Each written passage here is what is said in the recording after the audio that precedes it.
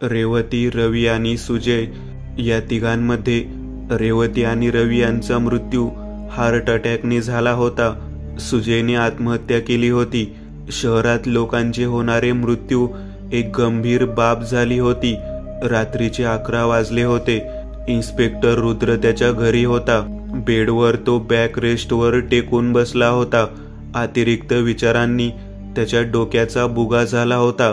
काल परवा ती मुलगी अटॅकने वारली. पुढे अपघातामध्ये तो रवी का काय नाव असणारा इसम मरण पावला आणि त्याचाच सहकारी शहरातील नामवंत व्यक्ती सुजयने 1-2 दिवसाच्या फरकाने आत्महत्या केली. हे प्रकरण वाटते तेवढे सोपे नाही. याच्या मुळापर्यंत जावे लागेल. झोपल्या जागी कूस बदलत रुद्र पुन्हा विचाराधीन झाला. तिन्ही मृत्यू नैसर्गिकरित्या झाले आहेत, यात कुठेही शंका नाही. पण आपल्या पार्टनरचा मृत्यू झाला आहे हे ऐकून टेन्शनमधून इमारतीवरून उडी मारून त्या सुजयने आत्महत्या केली काय, का दुसरे एखादे कारण असेल त्यामागे. पण काय कारण असू शकेल? आणि ज्या माळ्यावरून उडी मारून सुजयने आत्महत्या केली होती त्याच माळ्यावरून काही महिन्यांपूर्वी एका तरुणाने आत्महत्या केली होती असे ऐकण्यात येत आहे. सगळे प्रकरण वाटते तेवढे सोपे नाही. रुद्रची विचार शृंखला थांबता थांबत नव्हती. झाल्या प्रकरणात कुठेतरी ठरवून केलेल्या डावाचा, षडयंत्राचा त्याला वास येत होता. इन्स्पेक्टर रुद्र झोपण्याचा प्रयत्न करत होता, पण त्याला काही केल्यात झोप येत नव्हती. बराच वेळ प्रयत्न केल्यानंतर त्याला झोप आली. त्याला झोपेत आज एक वेगळेच स्वप्न पडले. झोपेत असताना बरेच स्वप्न रुद्रला पडायची, पण हे स्वप्न वेगळेच होते. हे स्वप्न सत्याच्या जवळ जाणारे, वास्तवाला भिडणारे होते. त्या स्वप्नात सगळेच आले होते. परवा मरण पावलेली रेवती होती, रवी होता आणि सुजय होता. पण या सर्वांच्यात एक नवीनच चेहरा दिसत होता. एका युवकाचा चेहरा होता तो. स्वप्नात इन्स्पेक्टर रुद्रच्या समोर सर्व घटना घडत होती. तो सर्वच घटनांना मूक साक्षीदार म्हणून पाहत होता. इन्स्पेक्टरच्या स्वप्नात रवी त्या नवीन तरुणाला बोलताना दिसत होता. एका हॉटेलमधील दृश्य दिसत होते ते. अरुण, तुला मी जी ऑफर करत आहे ती तुला नोकरीची गरज आहे त्यामुळं. रवी सिगारेटचा झुरका घेत म्हणाला. हो सर, आहे मला नोकरीची गरज. तेव्हा तर तुम्हाला शोधत आलो आहे. मी बरेच प्रयत्न केले सर, पण नोकरी लागतच नाही. घरचे पण वैतागले आहेत मला. पण सर, तुम्ही मला कुठली ऑफर देणार होता?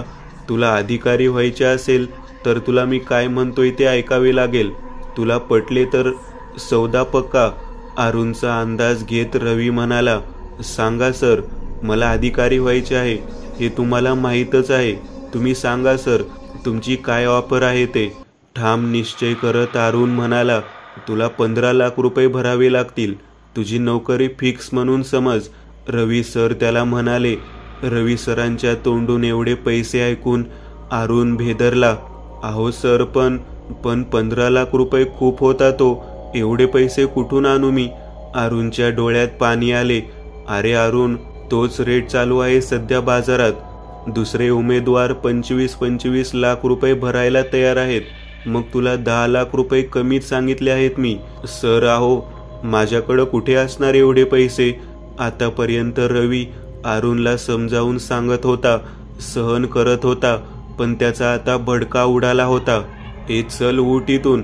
तुझी पैसे भरण्याची अवकात नव्हती तर कशाला आला आहेस इथे? रवी तिथून ताड पावले टाकत हॉटेलच्या बाहेर निघून गेला. अरुण तिथून निराश होऊन घरी आला. त्याचे घर साधारण होते. 2 पत्र्यांच्या खोल्या होत्या. एक मागची खोली स्वयंपाकघराची होती आणि समोर असणारी एक खोली बसण्या उठण्यासाठी होती. बापू, मी पैसे भरायचे म्हणत आहे. मला पैसे द्या. कितीही प्रयत्न केले तरी पण यश मिळत नाही. नोकरी लागत नाही. अरुण त्याच्या वडिलांना काकुळतीला येऊन म्हणाला. अरे अरुण, पण पैसे कुठून आणायचे? पैसे काय झाडाला लागतात काय? तूच नीट अभ्यास करत नाहीस, केवळ दिखावा करत आहेस. तुझ्या सोबतचे लागले नोकरीला आणि तू वडिलांपाशी पैशांचा विषय काढला तर वडिलांना त्याला एक शब्द बोलू दिले नाही. रागाच्या भरात वडिलांनी त्याला आणखी जास्तच सुनावले. मला काहीही सांगू नकोस. आपल्याकडे एक पैसा नाहीये भरायला. तू किती दिवस अभ्यासाच्या नावाखाली फुकट खाणार आहेस? तुझ्या बहिणीचे लग्न करायचे आहे. फुकट खायचे सोडून दे आणि काहीतरी काम धंद्याला लाग आता. वडिलांचे शब्द अरुणच्या जिव्हारी लागले होते. वडिलांपाशी पैशांची गोष्ट करायला गेलेला अरुण मोठा उदास होऊन घराबाहेर पडला. स्वतःला कोसत होता. मागच्या वेळी मेरिट लिस्टमध्ये नाव यायला केवळ 2 गुण कमी मिळाले होते. अपयश मिळाले की सगळे नाव ठेवतात. कोणी नातेवाईक जवळ उभा राहू देत नाही. यशाचे हजारो नातेवाईक असतात, पण अपयश अनाथ असते. अरुण पुढे 2च पर्याय होते. पहिला पर्याय अभ्यास सोडणे आणि कुठल्या तरी कामधंद्याला लागणे, आणि दुसरा पर्याय म्हणजे आणखी एक इमानदारीने स्वतःवर विश्वास ठेवून प्रयत्न करणे. चिवट मनाच्या अरुणने दुसरा पर्याय निवडला. अरुण आपल्या स्वतःच्या सेल्फ हेल्पच्या मदतीने अंतर्मनाच्या आत्म्याच्या शक्तीच्या आधारे डिप्रेशनच्या बाहेर आला. मोठा अभ्यास करून त्याने पुढे नोकरी मिळवण्याचा प्रयत्न थोर हिमतीने सुरू केला. दिवसाची रात्र आणि रात्रीचा दिवस केला. रात्री झोप येऊ नये. पोटभर जेवले की झोपीची गुंग चढते, म्हणून अरुण अर्धी भाकर आणि चटणी खाऊन अभ्यास करायला बसत असे. झपाट्याने त्याचे वजन कमी होत होते, पण अरुणला आता कशाचीच पर्वा नव्हती. त्याच्या समोर एकच लक्ष्य होते, नोकरी मिळवणे.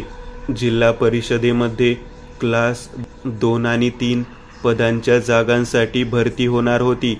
ऑनलाईन भरतीची प्रक्रिया सुजयच्या IT कंपनीकडे देण्यात आली होती, पण पुढे ऑनलाईन परीक्षेला विद्यार्थी संघटनांनी कडाडून विरोध केल्यामुळे परीक्षा ऑफलाईन घ्यायच्या ठरल्या. ऑफलाईन परीक्षा घेण्याचे कॉन्ट्रॅक्ट ही सुजयच्या IT कंपनीलाच देण्यात आले होते. परीक्षा घेण्याचे कॉन्ट्रॅक्ट आपल्याच कंपनीला मिळावे म्हणून सुजयने मोठा आर्थिक व्यवहार केला होता. दिवसामागून दिवस जात होते. अरुण मन लावून अभ्यास करत होता आणि एके दिवशी परीक्षेचा दिवस उजाडला. परीक्षेत पूर्ण अभ्यास करून उत्साहाने अरुण आला होता. परीक्षा असल्याने जवळपास हॉलमध्ये बसलेल्या सगळ्यांच्या मनावर प्रेशर आले होते. टाचणी पडली तरी आवाज ऐकू येईल एवढी शांतता तिथं प्रस्थापित झाली होती. प्रत्येक परीक्षार्थीचे भविष्य त्या पेपरमध्ये बंद होते. परीक्षेचा सरळ आणि सोपा नियम होता, ज्याला प्रश्न सोपे जातील तो नोकरीसाठी पात्र होईल. ज्याचा अभ्यास सर्वांगीण तोच नोकरीसाठी पात्र होईल. परीक्षेचा ताण विद्यार्थ्यांच्या चेहऱ्यावर स्पष्टपणे दिसत होता, पण त्याला एक विद्यार्थिनी अपवाद होती. परीक्षा हॉलमध्ये अरुणच्या पुढे परीक्षार्थी म्हणून बसलेली रेवती. पेपरचा वेळ 2 तास होता. अरुणने पूर्ण मन लावून अभ्यास केला असल्याने त्याला यावेळी खात्री होती की तो नक्कीच यशस्वी होईल. बेल झाली आणि पेपर सोडवायला सुरुवात झाली होती. पेपर सोडवताना अरुणच्या एक गोष्ट लक्षात येत होती. समोर बसलेली रेवती पेपरमधील काहीही सोडवत नव्हती. ती हाताची घडी घालून शांत बसून होती. अरुणने तिच्याकडे दुर्लक्ष केले आणि पूर्ण क्षमतेने आपला पेपर तो सोडवू लागला. 2 तासानंतर पेपर संपल्याची वेळ झाली होती. परीक्षा देऊन सर्व उमेदवार हॉलच्या बाहेर पडत होते. काही जण प्रश्नपत्रिका चेक करत होते, किती बरोबर आले आणि किती चुकले. काही जण खूप टेन्शन घेत होते. आई आणि वडिलांना काय सांगू, पेपर पुन्हा अवघड गेला म्हणत होते. काही जण म्हणत होते प्रश्न अभ्यासाच्या बाहेरचे जास्त विचारले. शेवटी या परीक्षेवरून पुढे भविष्य ठरणार होते. अरुण मात्र निर्धास्त होता. त्याला पेपर चांगला गेला होता. अरुणला बाहेरच्या व्हरांड्यात कॉलवर बोलणारी रेवती दिसली. ती निवांत होती. तिच्या चेहऱ्यावर कुठेही चिंता नव्हती. तिच्या मैत्रिणीची वाट पाहत ती तिथं उभी होती. अरुणने तिला हटकले. मॅडम, तुम्ही तर निवांत बसला होता. पेपर कसा गेला? का काही आलेच नाही तुम्हाला? अरुण सहज बोलून गेला, पण त्याच्या बोलण्याचा रेवतीला राग आला होता. एक्सक्यूज मी, तुला काय करायचे आहे? मी पेपर सोडवेल किंवा तसाच ठेवेल. मी पेपर माझ्या मर्जीप्रमाणे सोडवला आहे, रेवती घमंडखोरीत बोलली. तिने अरुणला तिखट प्रतिक्रिया दिली. तिचे शब्द ऐकून अरुण गपगार झाला. हो सॉरी मॅडम, मला वाटले तुम्ही पेपरमध्ये एवढ्या शांत कसे काय बसला होता म्हणून बोललो. सॉरी. अरुण माफी मागून तिथून निघून जाऊ लागला होता. काय सॉरी? मी पेपर सोडवेल किंवा त्यावेळेस जेवण करेल. तुला काही प्रॉब्लेम आहे का? रेवती चांगलीच भडकली होती. Sorry madam. एवढे बोलून अरुण तिथून निसटून जाऊ लागला. काय गावंढळ, कुठून येतात काय माहीत. सो बोरिंग यार, रेवती म्हणाली. अरुणला खूपच वाईट वाटले. तो त्याच्या घरी निघून गेला. काही दिवसांनी रिझल्ट आला. त्यात अरुणला 100 पैकी 92 गुण मिळाले होते. मेरिट हाय लागले होते. 94ला लिस्ट क्लोज झाली होती. अरुण निराश झाला, डिप्रेशनमध्ये गेला. तिथं बाजूला जी रेवती फक्त पेपरमध्ये हजर होती, जिने काहीच पेपर सोडवला नव्हता, तिला 96 मार्क्स मिळाले होते. तिचा यादीत वरचा क्रमांक आला होता. तिला नोकरी मिळाली होती. हा सर्व प्रकार पाहून अरुण जाम भडकला होता. त्याचे पित्त खवळले होते. तो ताड करत IT कंपनीच्या 5व्या मजल्यावर असलेल्या सुजयच्या ऑफिसमध्ये गेला. तिथं ऑफिसमध्ये रवी आणि सुजय गप्पा मारत बसले होते. तुम्ही परीक्षेत फ्रॉड केला आहे, चीटिंग केली आहे. अरुणच्या डोळ्यात पाणी आले होते. त्याचे शरीर थरथर कापत होते. हे लूक, तुला आत कोणी येऊ दिले? काहीही काय बरळत आहेस? आणि तुझ्याकडे काय पुरावा आहे आम्ही परीक्षेत घोटाळा केला आहे म्हणून? रवी आणि सुजय ताडकन उठून उभे राहिले. तेवढ्यात रवीच्या मोबाईलची रिंग वाजत होती. रेवती त्याला कॉल करत होती. रवीने लगबगीने तिचा कॉल कट केला. तुम्हाला लाज वाटत नाही चांडाळांनो? आम्ही कष्ट करून अभ्यास करून पेपर द्यायचा, आणि जे काही जण तुमच्या मर्जीतील असणारे पेपरमध्ये लिहित नाहीत त्यांना तुम्ही मेरिटमध्ये घेऊन येतात का? अरुण मोठ्याने ओरडला. तू पण एक वेळ माझ्याकडे नोकरीची भीक मागायला आला होतास, विसरलास का? तू पैसे पण देणार होतास. रवीने अरुणला कोंडीत पकडण्याचा प्रयत्न केला.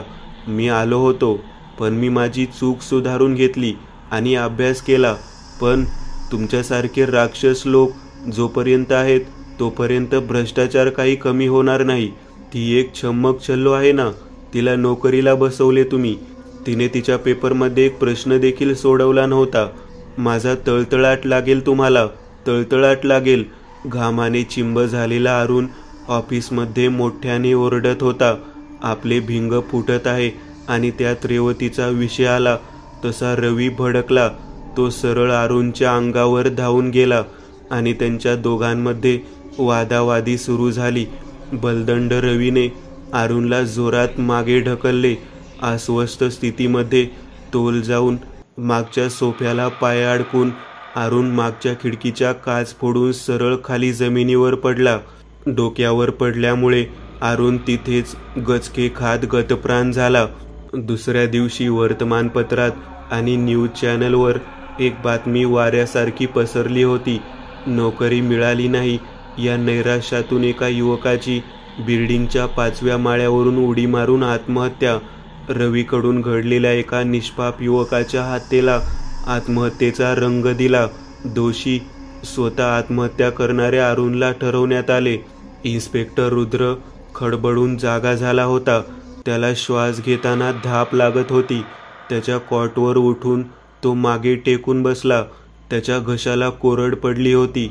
रुद्रने बाजूच्या टेबलवरील जारमधील पाणी गटागट पिले. पाणी पिल्यावर त्याला थोडे हायसे वाटले.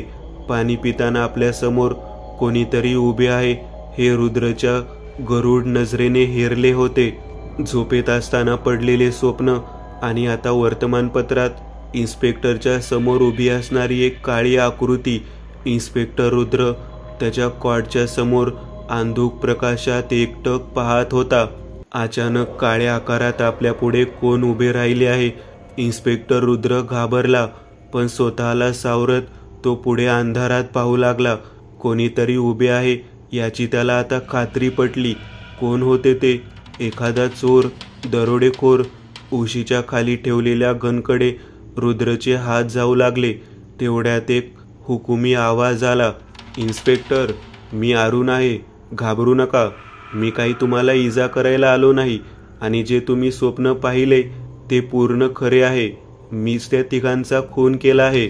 माझ्यावर झालेल्या अन्यायाचा मी बदला घेतला. मी नोकरीसाठी केलेले अविरत प्रयत्न फोल ठरले इन्स्पेक्टर. माझ्यासारखे हजारो लाखो मुलं आहेत जे स्वप्न बघतात अधिकारी होण्याचे, पण असे काही प्रकार घडतात की या सगळ्यांवरचा विश्वास उडून जातो. अभ्यास करणारी मुले आत्महत्येचा पर्याय निवडतात. मी आता मुक्त झालो इन्स्पेक्टर, पण जाण्या अगोदर तुम्हाला विनंती होती की माझ्या बाबांना सांगा अरुणने घाबरून जाऊन आत्महत्या केली नव्हती. तो वाईट शक्तींशी शेवटपर्यंत लढला. काळ्या आकृतीच्या ठिकाणी हळूहळू धूर निघाला आणि ती काळी आकृती हळूहळू विरळ होत नाहीशी झाली.